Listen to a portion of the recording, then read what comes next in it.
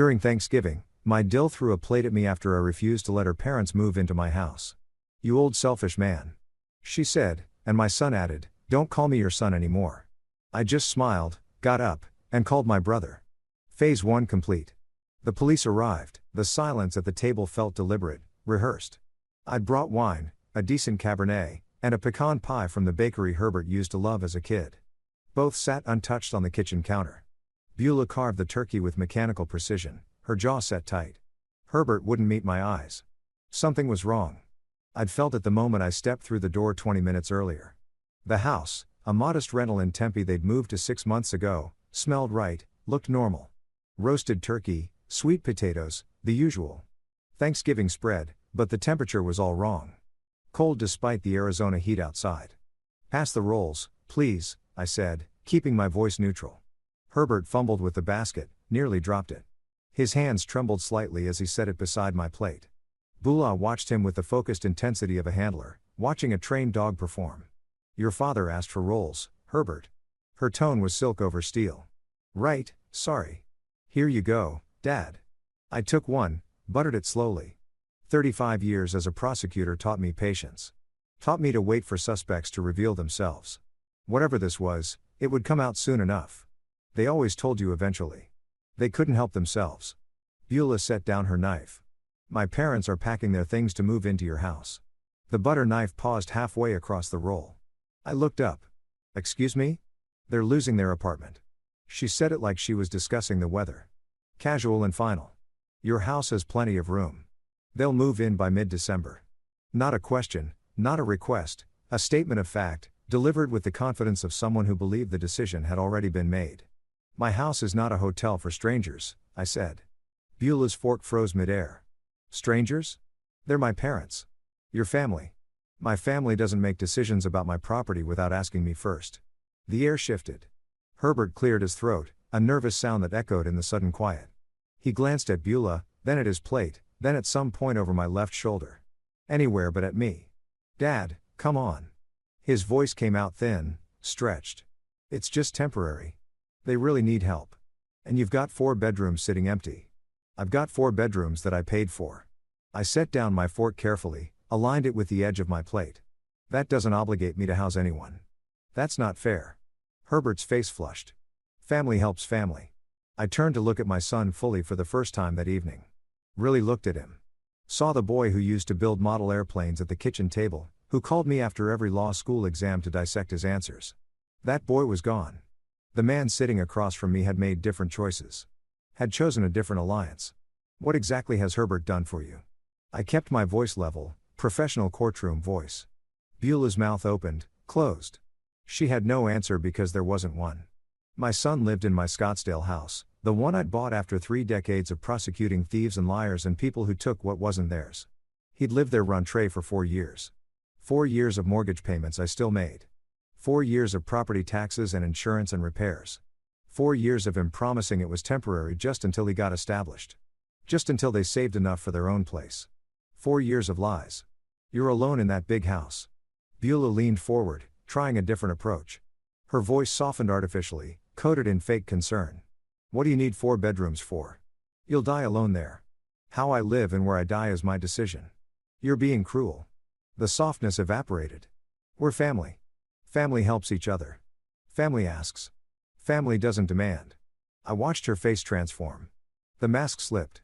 And underneath it, I saw something ugly. Entitlement. Pure naked entitlement.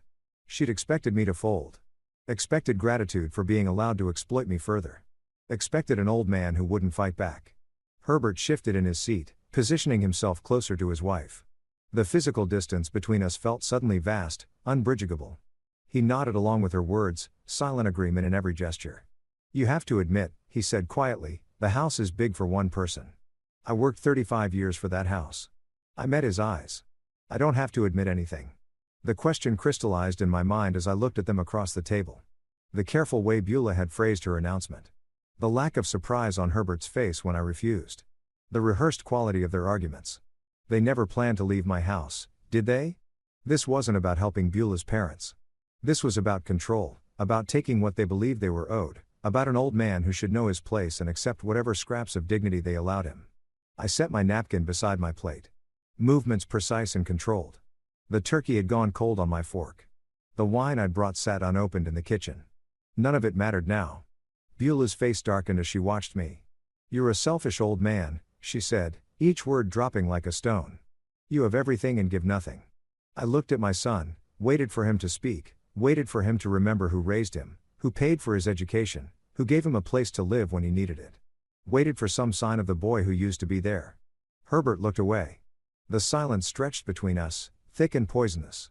Outside, somewhere in the Tempe neighborhood, children laughed. A dog barked. Normal Thanksgiving sounds from normal families. Inside this room, something had broken that couldn't be repaired. They expected me to break, to apologize, to cave under the weight of their judgment and their certainty that they knew better than me how I should live my life. They didn't know me at all. Beulah leaned across the table, her voice rising. "You're alone in that house. What do you need 4 bedrooms for? You'll die alone there." "How I live and where I die is my decision," I repeated, keeping my tone flat. "You're being cruel," she gestured with her fork, emphatic and angry. "We're family. Family helps each other. Family asks. Family doesn't demand." Herbert cleared his throat again. That same nervous sound. "Dad, you have to admit the house is big for one person." I turned to look at him. "I worked 35 years for that house. I don't have to admit anything. I'm just saying sharing wouldn't hurt you." "I'm not sharing. That's my final answer." Beulah's face flushed deep red. She stood abruptly, chair scraping against the floor.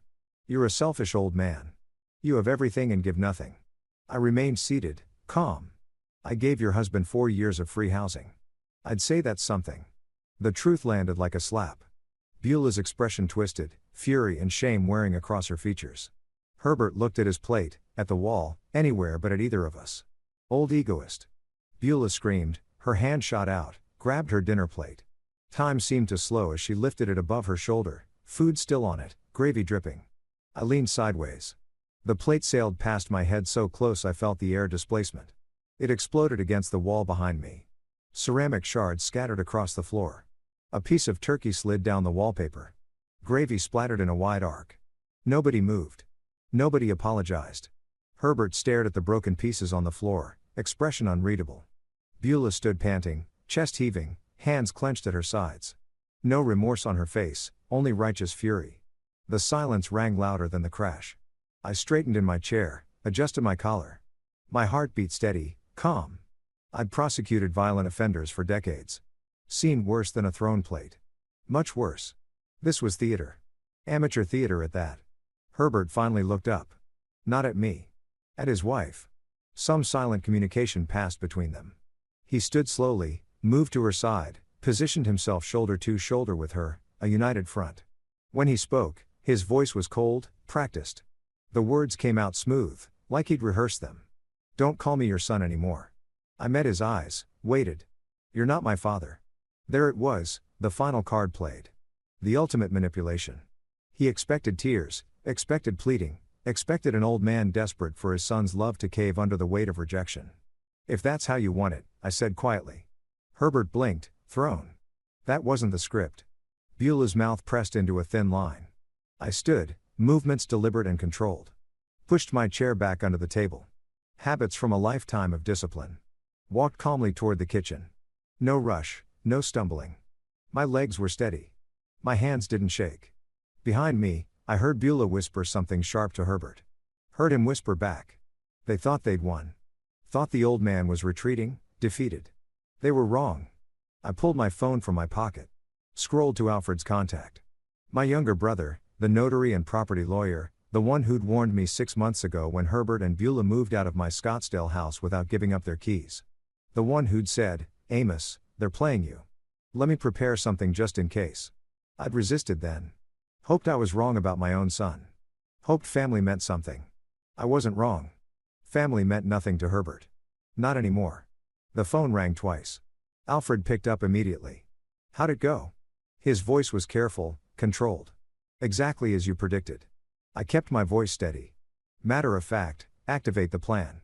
Phase 1 is complete. I'll start the paperwork tomorrow." Through the doorway, I could see Herbert and Beulah watching me. Their faces had changed. Uncertainty crept in around the edges of their anger.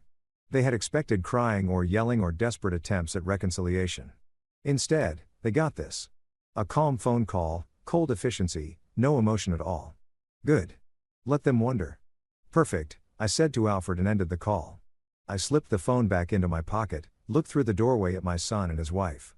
They stood close together, united in their certainty that I was the villain in their story, that I owed them something beyond what I'd already given. That my refusal to be exploited further made me cruel. Let them think what they wanted.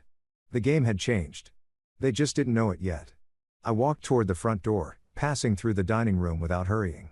Herbert took a half step forward, some automatic instinct, then stopped. Bula grabbed his arm, held him back. My hand found the doorknob. I turned it slowly, pulled the door open. Cool evening air rushed in, carrying the scent of mesquite and desert sage. Somewhere in the distance, a siren wailed. Normal Phoenix sounds. Normal world continuing outside this bubble of dysfunction. Dad. Herbert's voice cracked slightly. I paused, looked back, gave him one more chance to be the man I'd raised, the man who understood right from wrong, the man who wouldn't throw away his father because his wife demanded it. He said nothing else. Just stood there, Beulah's hand tight on his arm, mouth opening and closing like he wanted to speak, but couldn't find the words. Too late anyway. I stepped through the door into the November evening. Behind me, I heard Beulah say something low and harsh. Heard the door slam shut. Heard the deadbolt slide into place with a final metallic click. I walked to my car, a 10-year-old Camry, reliable and paid off, and unlocked it with steady hands. Sat in the driver's seat. Didn't start the engine right away. Just sat there breathing evenly, processing. The hurt would come later, maybe. Or maybe it wouldn't. Right now, all I felt was clarity. Cold, crystalline clarity. I'd spent decades prosecuting people who believed the rules didn't apply to them, who believed they could take and face no consequences. My own son thought he could do the same. He was about to learn otherwise. I started the engine, pulled away from the curb. In my rear-view mirror, the rental house disappeared behind a row of palms. I didn't look back again. The victim had died in that house. The person who had left was someone else entirely. Someone who understood that revenge wasn't about anger. It was about consequences. Justice. Making sure people face the results of their choices. Phase 1 complete. Tomorrow, Alfred would begin Phase 2. And Herbert wouldn't see it coming until it was far too late. I didn't sleep much that night. By the time dawn broke over the desert, I was already dressed and driving east toward Scottsdale. The city was quiet at 7 o'clock in the morning. Traffic light on Thanksgiving weekend. Alfred's office sat in a small professional complex off Scottsdale Road. I'd been there before. Notarizations, estate planning discussions. This visit felt different. Alfred had coffee ready when I walked in. 2 cups, black. 3 thick folders sat on his desk, labeled and organized. He looked up, gestured to the chair across from him. I've been preparing for this conversation for 6 months, he said. I sat, took the offered coffee. 6 months? You mentioned they'd been in your house a while. I started documenting. He opened the first folder. Utility bills every month for 4 years. Water, electric, gas, all in your name, all paid by you. The pages spread across his desk like evidence at trial. My evidence, my money, numbers. I've been avoiding looking at too closely because I didn't want to see what they revealed. Second folder, Alfred tapped it. Property tax statements. You've paid $9,200 annually for that house. They've contributed 0. And the third, rental market analysis. He pulled out printed comparisons. Similar homes in Scottsdale. 4 bedrooms, 3 baths, your square footage. Average rent, $2,800 per month. I did the math automatically. 48 months times $2,800 plus utilities, roughly $340 monthly plus proportional property taxes. The number made my jaw tighten. $48,000, Alfred said quietly. That's what you've subsidized over 4 years. The coffee tasted bitter suddenly. I set it down. No rental agreement was ever signed. Alfred already knew the answer. No. I told Herbert he could stay temporarily while they saved money. I heard how naive that sounded now. It was supposed to be 6 months. Alfred closed the folders, stacked them precisely. Legally, they're guests who overstayed, not tenants with rights. That's our advantage. What do you recommend? Eviction notice. Arizona Revised Statute Section 331,368. 30 days for guests without lease agreements. Clean, straightforward. He pulled a 4th document from his drawer. I've already drafted it. I read through the legal language. Formal, Final, no room for misinterpretation. You'll also need a real estate attorney, Alfred continued. Someone who handles evictions regularly. I've got a name, Lewis Hill. Solid reputation. Won't overcharge you. Set it up. Alfred made the call that afternoon. By the next morning, I was sitting in Lewis Hill's office. Modern, efficient, walls lined with property law books. Lewis was younger than I expected, early 40s, but his handshake was firm and his eyes were sharp. Your brother sent me the documentation, Lewis said, getting straight to business. Without a lease, this is straightforward. 30-day notice. If they don't vacate, we file for court-ordered eviction. Timeline notice gets served by sheriff's deputy. Official record. After 30 days, if they're still there, we file. Court date, typically within 5 to 7 days. Arizona favors property owners in these situations. I want this done correctly. No procedural mistakes they can exploit. Lewis smiled slightly. That's why you hire an attorney. I'll handle everything. The retainer was $3,500. I wrote the check without hesitation. December 2nd arrived cold and clear. Lewis coordinated with the Maricopa County Sheriff's Office. At 2:17 in the afternoon, a deputy knocked on my Scottsdale house door. Herbert answered confused. The deputy handed him the sealed envelope, explained what it was, logged the delivery time. Official, legal, irreversible. Lewis called me 20 minutes later. It's done. He's been served. I marked the date in my calendar. January 2nd, 30 days. My phone rang less than an hour after service. Unknown number. I answered, Dad. Herbert's voice cracked. Please, we can work this out. Don't do this. I kept my tone flat. Professional. You had 4 years. We'll pay rent. We'll sign a lease. Just give us more time. 30 days from December 2nd. After that, court. Dad. I ended the call. The phone buzzed immediately. Text messages. Beulah. I read the first 3. You'll regret this. I'll tell everyone what kind of person you are. You're destroying your family. I blocked both numbers. The phone fell silent. Minutes later, Alfred called. Did they try to contact you? Herbert called. Beulah texted threats. Did you engage briefly? Then I blocked them both. Good. Alfred's voice carried satisfaction. Don't respond to anything else. Let the legal process work. That's exactly what I intend to do. I hung up and walked to my kitchen window. The house was quiet. Properly quiet. Not the oppressive silence of avoiding difficult truths. I'd prosecuted criminals for 35 years. Learned that justice worked when you followed procedure, documented everything. Let the system do what it was designed to do. Herbert and Beulah had 4 years to act like family. 4 years to show gratitude, respect, basic human decency. Instead, they'd shown me exactly who they were. I believed them. The law was on my side now. And the law doesn't care about tantrums or manipulation or social media campaigns. The law cares about contracts, property rights, documented evidence. I had all 3. They had 30 days. The week after I served the eviction notice, my phone started ringing. Not Herbert or Beulah. I blocked them. Other people, old colleagues, distant acquaintances, people I hadn't spoken to in months, asking if I was okay. The first was Raymond, retired from the prosecutor's office 3 years before me. Amos, I saw something on Facebook. Your daughter-in-law posted about you evicting them. Are you all right? I'm fine, Raymond. She's saying you're throwing them out before Christmas, making it sound pretty harsh. I kept my voice neutral. It's a legal matter. I'm handling it appropriately. But is it true? Are you really? You don't have the full story. Trust that I do. Silence on his end. Then all right, just wanted to check. 3 more calls came that day to the next. All variations of the same conversation. All asking questions based on Beulah's version of events. I gave the same response each time. Brief, factual, non-defensive. On the 3rd day, I looked at Beulah's public Facebook profile through a mutual connections account. There it was, 3 paragraphs of carefully crafted narrative. Herbert looking mournful in a photograph, eyes downcast. The post painted me as a wealthy, heartless father evicting his struggling son right before the holidays. Hashtags at the bottom. One Schaaf family betrayal. Yahweh elder abuse. The irony of that last hashtag wasn't lost on me. Comments below range from supportive to skeptical. Some people bought it completely. Others asked questions Beulah didn't answer. I closed the browser without responding. Wouldn't give her that satisfaction. When the next acquaintance called, someone from my old neighborhood. I adjusted my response slightly. Why before Christmas, though? Couldn't you wait until January? The notice was served December 2nd. The deadline is January 2nd. That's 30 days as Arizona law requires.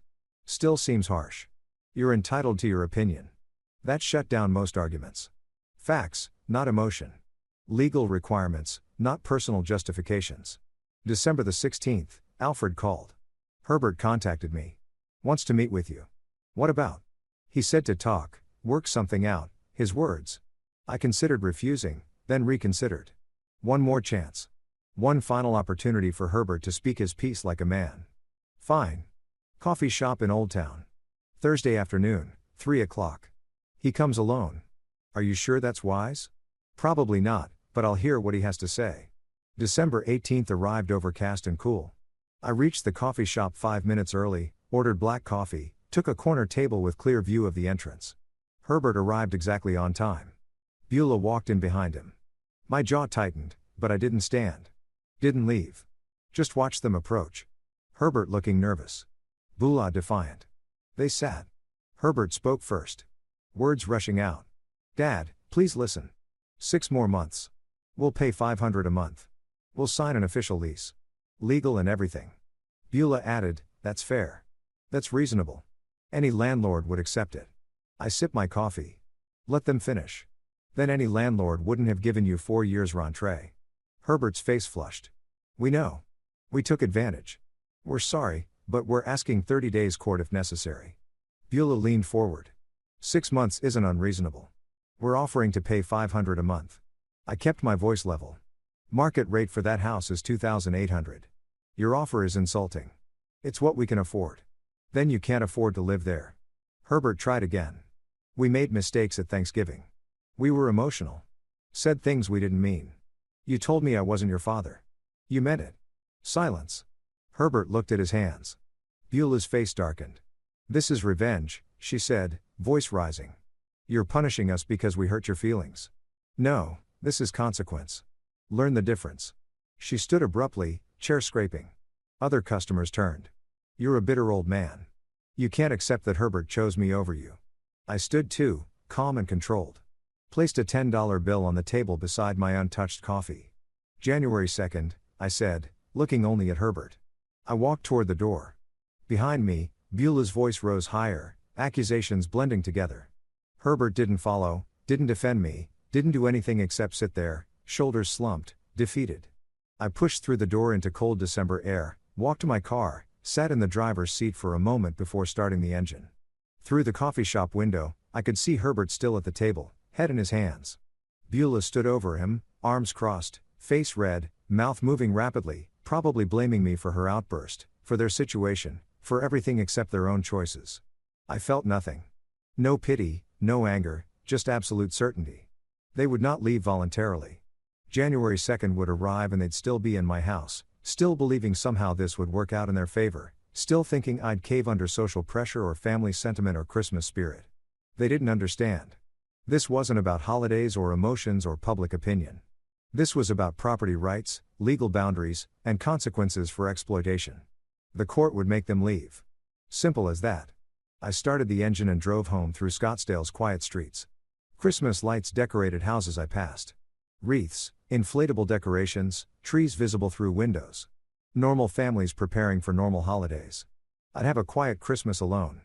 I'd had quiet Christmases before. Preferred them, honestly.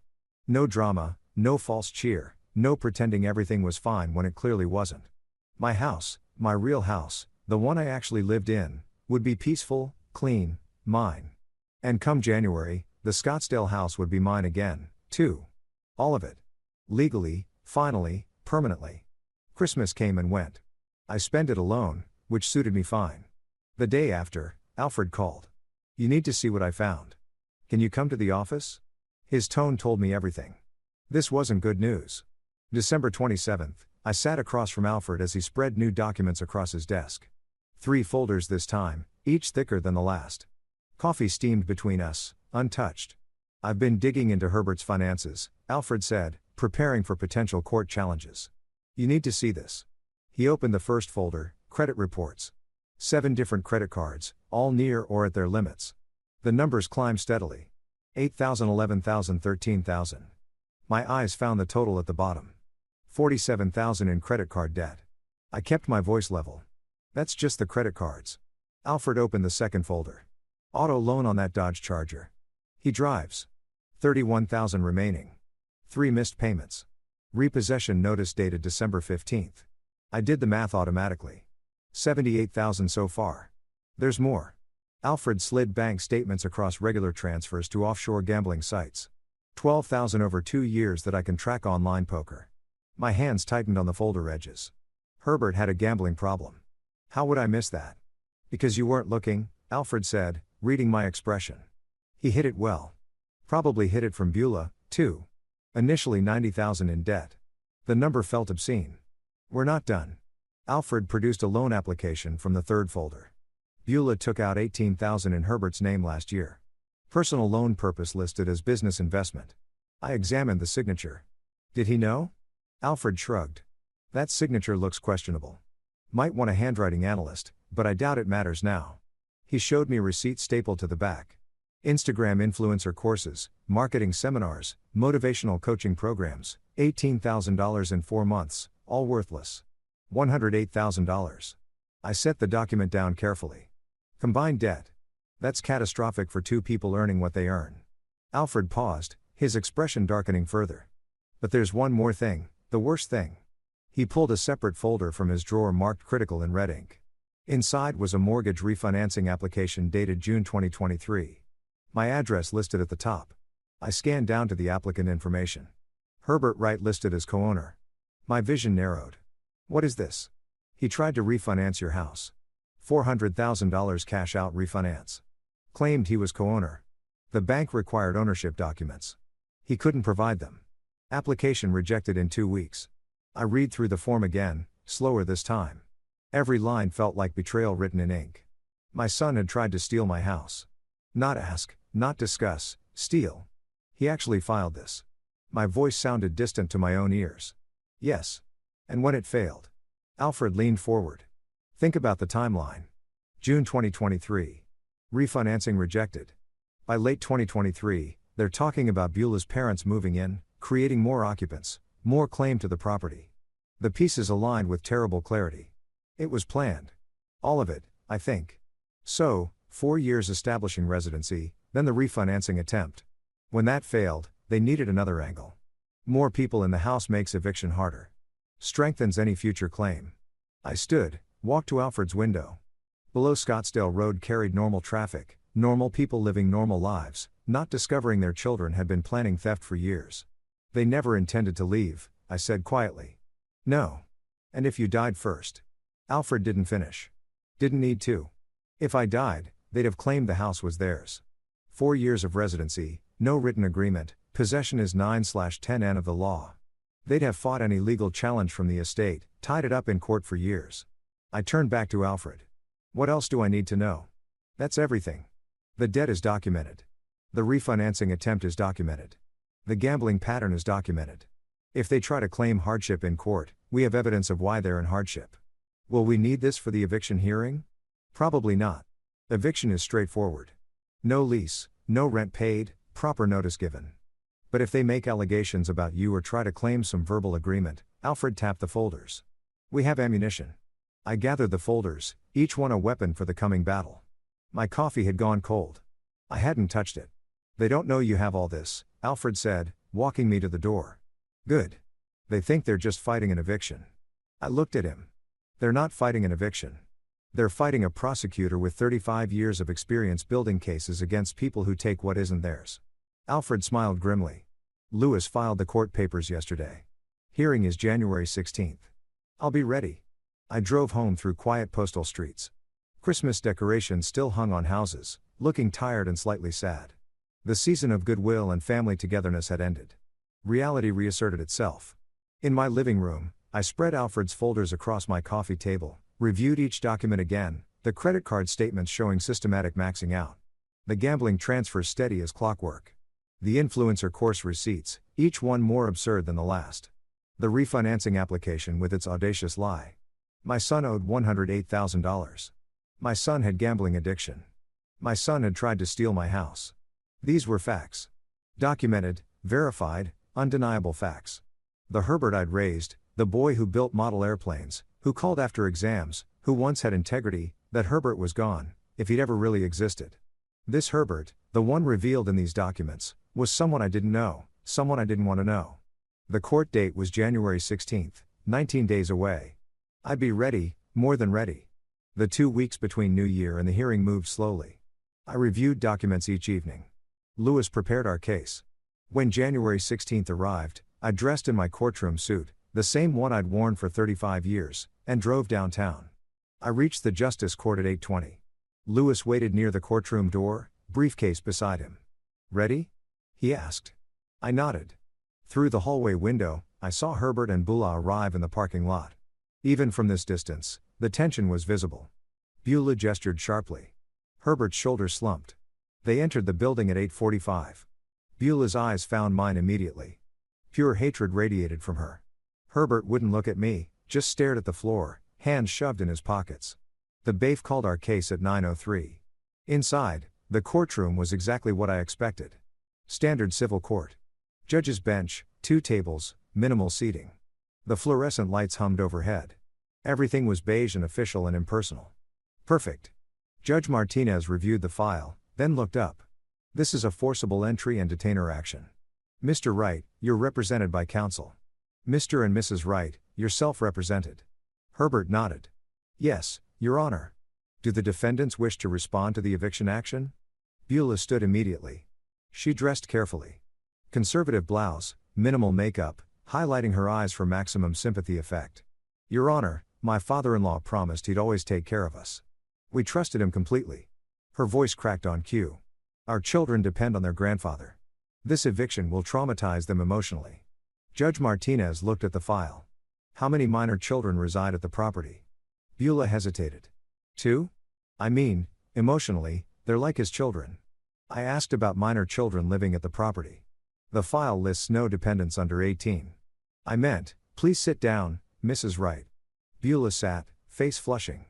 First lie exposed within 3 minutes. I kept my expression neutral, but satisfaction settled in my chest. Lewis stood. "Your Honor, I'll be brief. The evidence is straightforward." He submitted exhibits methodically. Property deed showing 100% ownership by Amos Wright. 4 years of utility bills, all paid by plaintiff. Bank statements showing 0 rent payments received from defendants. The 30-day notice properly served December 2 by Maricopa County Sheriff. Signed receipt of service. The defendants are guests who overstayed. Lewis concluded. Arizona Revised Statutes. Section 33,168 applies clearly. The law is unambiguous. Judge Martinez reviewed the documents. The courtroom fell silent except for pages turning. 20 minutes passed. I watched Herbert stare at his hands. Watched Beulah's jaw clench tighter and tighter. Finally, the judge looked up. "I find for the plaintiff. Defendants are ordered to vacate the premises within 5 days, no later than January 21. Sheriff will supervise removal if necessary." Herbert stood abruptly. "Your Honor, please. Can we have 30 more days? We have nowhere to go. You had 30 days. You ignored the legal notice. We thought we could work something out with my father. That's not how eviction law works. The notice was proper. The deadline passed. Motion for extension denied." Herbert's voice broke. "But we have nowhere."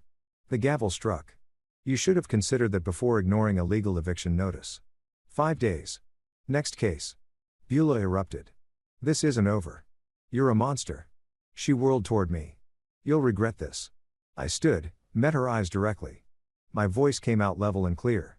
"No, I won't. You're destroying your family." I turned to Lewis, ignoring her completely. "When do they need to be out?" "January 21. Sheriff will supervise if needed." Behind us, Beulah continued shouting. The bailiff moved toward her.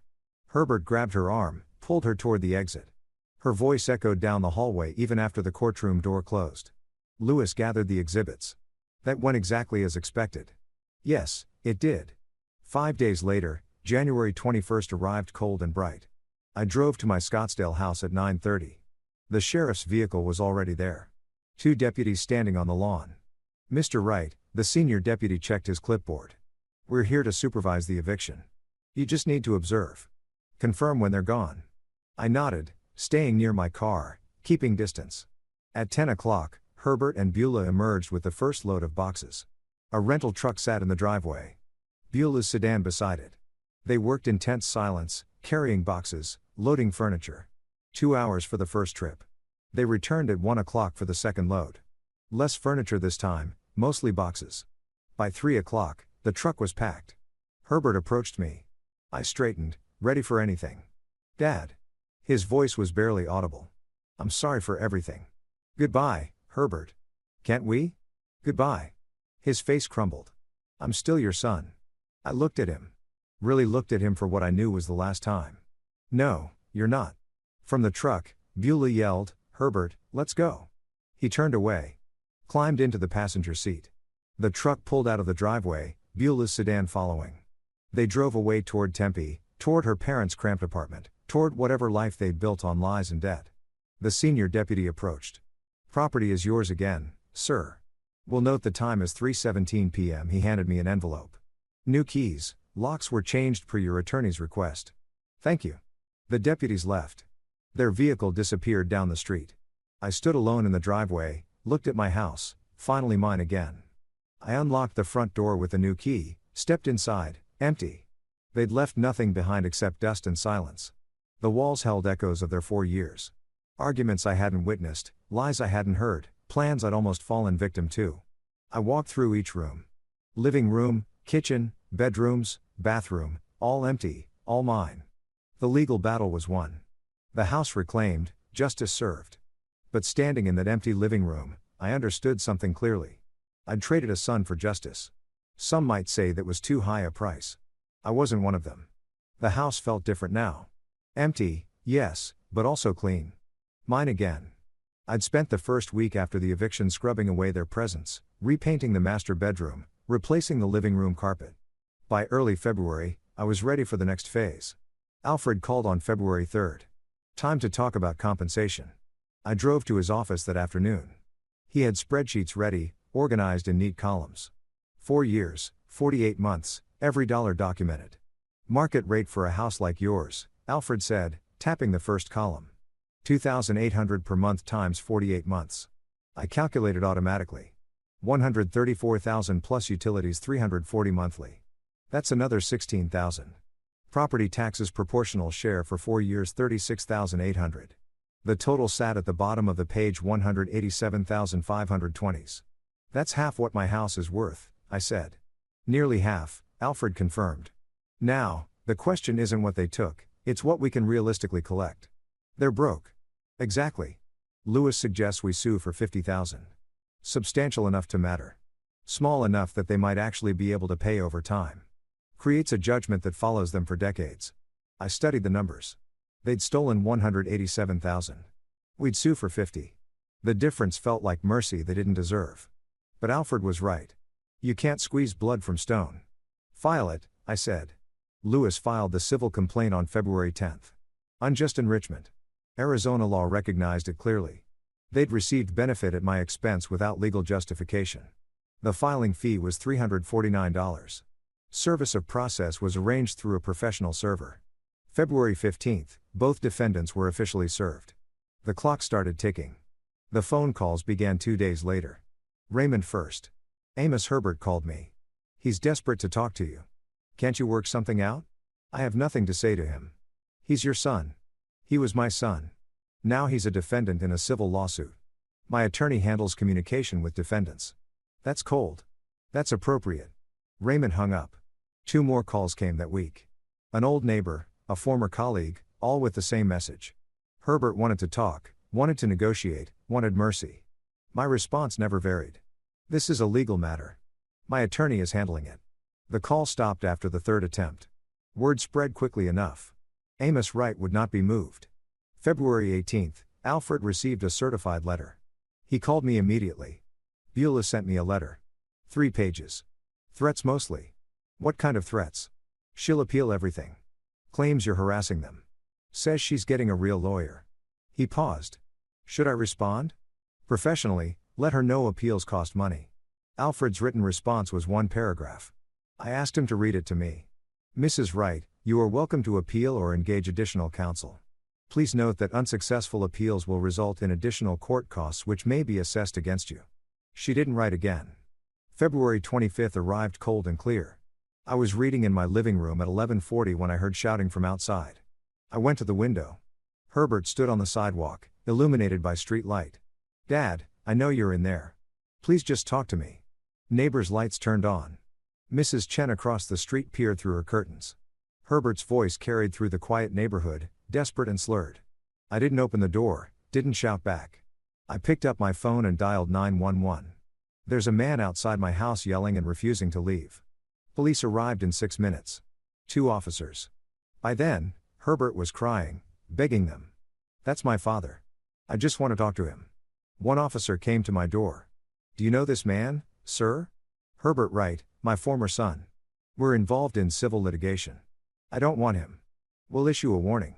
If he returns, call immediately. You may want to consider a restraining order. I'll discuss that with my attorney." "Thank you, officer." They escorted Herbert to his car, watched him drive away. The police report would arrive by mail in 3 days. Report number 2,543,892. Another document for the file. I closed the door, locked it, set the alarm. Through the window, I watched the police cruiser's tail lights disappear down my street. Herbert had become someone I didn't recognize. Or perhaps someone he'd always been, finally revealed. The civil hearing was scheduled for March 5, 3 more weeks. I went back to my book. The legal system had him now. I could let it work. The week after the midnight incident passed quietly. March 5 arrived, the civil hearing. I met Lewis in the Superior Court lobby at 8:30. He carried a briefcase I hadn't seen before, thicker. "New evidence," he said. "From Discovery. You need to see this." We found a bench in the hallway. Lewis pulled out printouts. Email correspondence. The header read, "Future property sale, Scottsdale." Beulah's emails with a real estate agent, Lewis explained. October 2023. I read the first message. Beulah's words. "When my father-in-law passes, the house will need to be sold. Estimated value $850K. I expect to receive at minimum half, possibly more." The agent's response discussed commission rates, market timing, staging recommendations. "She was planning my funeral," I said quietly. "She was planning to profit from it." The courtroom was formal, wood paneling, elevated bench, court reporter. Judge Martinez presided, the same judge from the eviction hearing. He recognized me with a brief nod. Lewis presented exhibits methodically. The financial calculation, the eviction judgment establishing merit, then the devastating new evidence. Exhibit M, Herbert's refinancing application from June 2023, claiming co-ownership. Exhibit N, Beulah's email correspondence with the realtor. Judge Martinez read the emails aloud, his voice hardening with each line. "Mrs. Wright, did you write these emails discussing the sale of property at 2847 Desert Vista Drive?" Beulah pale. "That was just exploring options. Options for selling property you don't own. It would have been family property. It is not family property. It is Mr. Amos Wright's sole property. Did you have permission to discuss its sale?" Silence, then quietly. "No." Their chief lawyer had nothing to offer. No defense against documents against their own words. Judge Martinez reviewed the evidence for 20 minutes. The courtroom fell silent except for papers rustling. Finally, he spoke. "This court finds a clear pattern of financial exploitation. The defendants engaged in systematic abuse of plaintiff's generosity, attempted fraudulent refinancing, and planned property theft following plaintiff's anticipated death." Herbert stared at the floor. Beulah sat frozen. While plaintiff seeks $50,000, this court awards $42,000 in compensatory damages payable at $1,750 monthly for 24 months. Herbert's lawyer stood. "Your Honor, that amount is approximately 45% of defendant Herbert Wright's net monthly income." "I'm aware." Judge Martinez's expression remained hard. Perhaps he should have considered that before attempting to defraud his father. Wage garnishment authorized if payment lapses. Next case, the gavel struck. Outside the courthouse, Herbert approached me one last time. "Dad, I'm sorry for everything." I stopped, turned. "Sorry doesn't pay the judgment. I'll pay it every month. I promise you'll pay it because the court ordered it, not because you're sorry. Can we ever?" "Goodbye, Herbert." I walked away. Didn't look back. 5 days later, Alfred called. "Herbert lost his job." "I see." The auto dealership ran a background check, found the civil judgment, terminated him immediately. I said nothing. There was nothing to say. They're being evicted from Beulah's parents' place, too. Too much drama. Where will they go? Cheap rental in West Phoenix. $900 a month. Rough area. The first payment would be due April 1st. $1,750. On Herbert's new warehouse salary, $16 an hour at Home Depot, it would be nearly impossible. But that wasn't my concern anymore. I heard about the apartment through Alfred, who'd driven by out of curiosity. Bars on the windows, he reported. Cracked stucco, cars on blocks in the parking lot. I didn't ask why he checked. Maybe he needed to see it to know the ending was real. I didn't need to see it. The financial calculation was simple. Herbert earned roughly $33,000 annually now after taxes, maybe $25,000, $2,000 monthly. The judgment payment was $750. That left $250 for everything else. Add their existing debt, $108,000, and bankruptcy became not just likely, but inevitable. Their marriage was fracturing, too. According to mutual acquaintances, Beulah blamed Herbert's weakness. Herbert blamed her greed. They were destroying each other exactly as they had tried to destroy me. The difference was I'd had the law on my side. They had only each other. And that, it turned out, wasn't enough. March 20th, I sat in my living room, my house, my furniture, my peace, and thought about justice. Not the abstract concept they teach in law school, the concrete reality I'd spent 35 years pursuing. Justice wasn't punishment for punishment's sake. It was consequence. Natural, inevitable consequence for choices made freely. Herbert chose to live in my house for 4 years without paying. Beulah chose to plan my death and the theft of my property. Together, they chose exploitation over honesty, greed over gratitude. The law simply made them face what they'd chosen. The debt, the judgment, the garnishment, the bankruptcy, the degraded circumstances, all of it, every dollar, every consequence was theirs. They'd earned it. I turned the page of my book. Outside, the March evening settled into darkness. The desert air carried the scent of creosote and cooling asphalt. My phone sat silent on the table. No blocked calls, no threatening texts, just silence. Finally, the last week of March passed quietly. Then Alfred called with news. They filed for bankruptcy. Chapter 7. It's in the system. I wasn't surprised. With $150,000 in debt and Herbert's warehouse salary, it was inevitable. Alfred forwarded the filing electronically. I scrolled through on my tablet. Case number, court docket, creditor list. Herbert and Beulah's debts itemized with clinical precision. Credit cards, auto loan, personal loans, my judgment. 23 pages of financial ruin made official. What does this mean practically? I asked Alfred. They're broke officially, permanently. Most debt gets erased, but your judgment survives. It's court-ordered restitution. So, they still owe me every penny. $42,000. The bankruptcy just makes it harder for them to hide from it. I filed the document in my growing folder labeled Right Vite. Another piece of evidence that Herbert had chosen his path and walked it to its conclusion. April 8th, an acquaintance mentioned seeing Herbert's Charger on a tow truck. Repossessed. 3 months of missed payments catching up. Alfred confirmed it that afternoon. They're using the bus now, he said. In Phoenix in summer. I imagined Herbert on public transit in 100-degree heat carrying his Home Depot vest. Felt nothing. Just noted the information. Another domino fallen. Through April and early May, Alfred kept me informed. Beulah applied to 17 positions in 3 weeks. No offers. Her resume listed social media consultant and content creator. Nobody took Instagram seriously as work experience. Herbert worked warehouse shifts at $16 per hour. Gross annual $33,000 after taxes, maybe $2,200 monthly. Rent $900. When the garnishment started, $1,750. The math didn't work. They were drowning. May 5th, Alfred called. She left him. Moved back to her parents yesterday. Filed for divorce this morning. Claims he misrepresented his financial situation before marriage. Even now, Beulah was rewriting history, making herself the victim. Herbert was alone now, working 2 jobs, warehouse days, security nights, sleeping 4 hours, eating cheap food, existing without living. This was consequence. This was what stealing from family cost. Mid-May, my phone rang. Unknown number. I answered cautiously. Dad. Herbert's voice cracked and desperate. Don't hang up, please. I said nothing. Just listened. I was wrong about everything. The house, Beulah, the money. I destroyed my life. I destroyed us. His voice broke. I'm sorry. I'm so sorry. Can you forgive me? Long silence.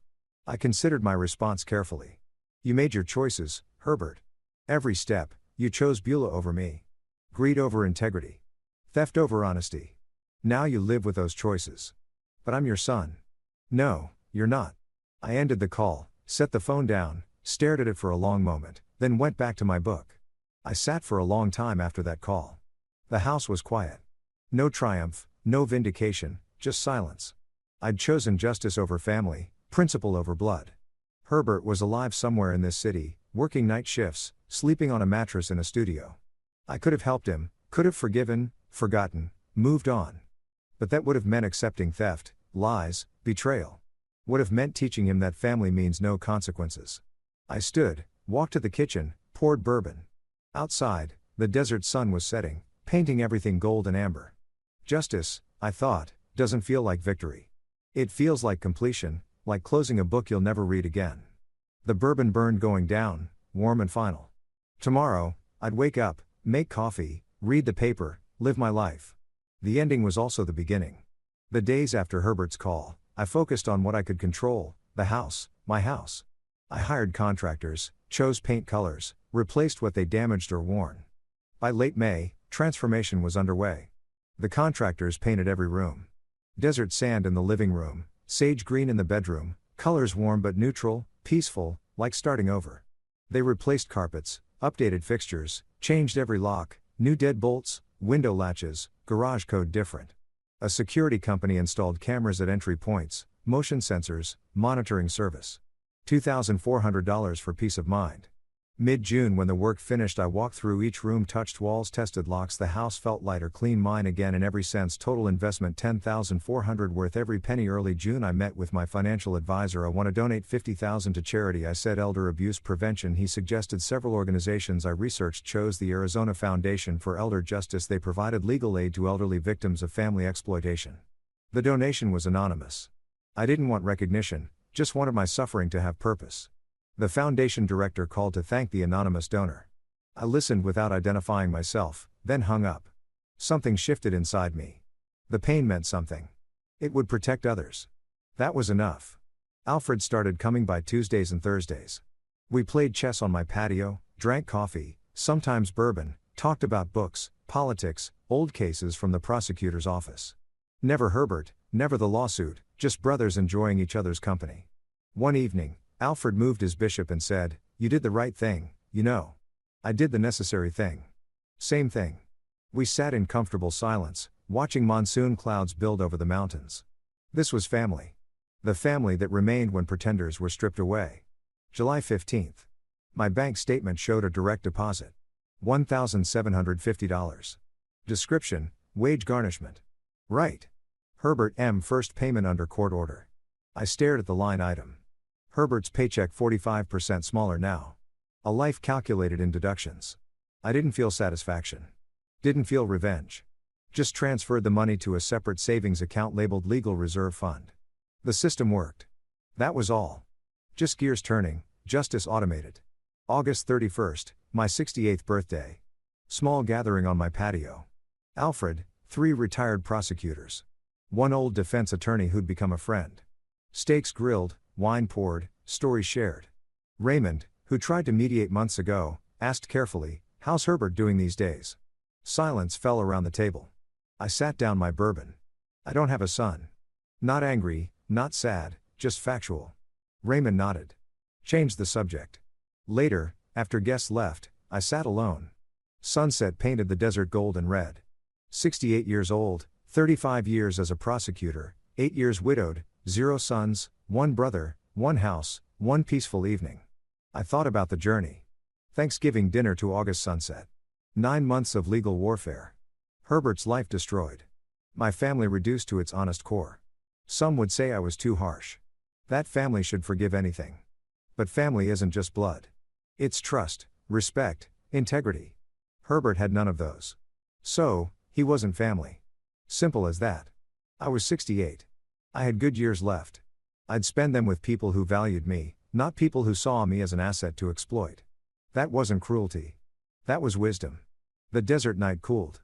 Stars emerged. Brilliant and distant. I raised my glass to no one in particular, to justice, maybe to boundaries.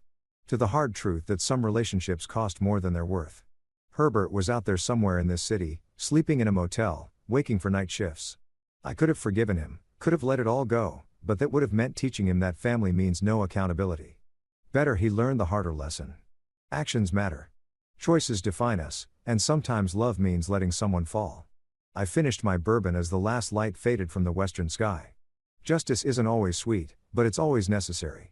I stood, walked inside, locked the door behind me. My house, my life, my peace. Tomorrow would come and I would be ready for it.